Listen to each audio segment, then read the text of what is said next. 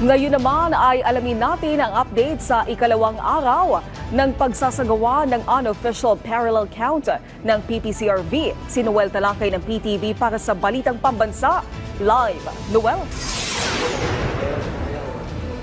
Naomi, 7 hours na ang nakalipas pero hindi pa rin gumagalaw yung numero doon sa unofficial and partial count ng PPCRV. Batay dito sa tally board ng PPCRV, makikita natin for sa senatorial, ito ay kanina pa ng alas 12 ng umaga at batay dito sa tally board nila ay nasa si Bongo nangunguna pa rin ng mayroong 26.2 million, sinundan ni Bam Aquino na mayroong 20.3 million at si Bato de la Rosa ang pangatlo na mayroong 20.91 million hanggang sa mga susunod na mga kandidato na pagkasenador. Dito naman sa party list, nangunguna pa rin ang Akbayan na mayroong 2.6 million. Ito ang as of 12 a.m. kanina na mayroon ng 77.65% ang nakuha ng PPCRV.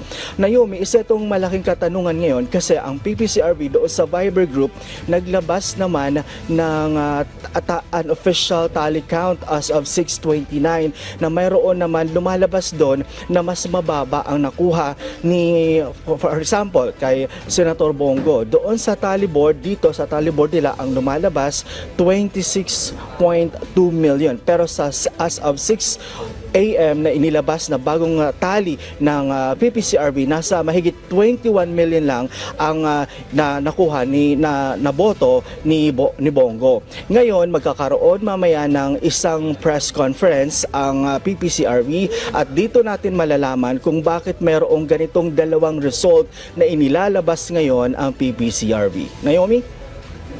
Maraming salamat, Noel Talakay.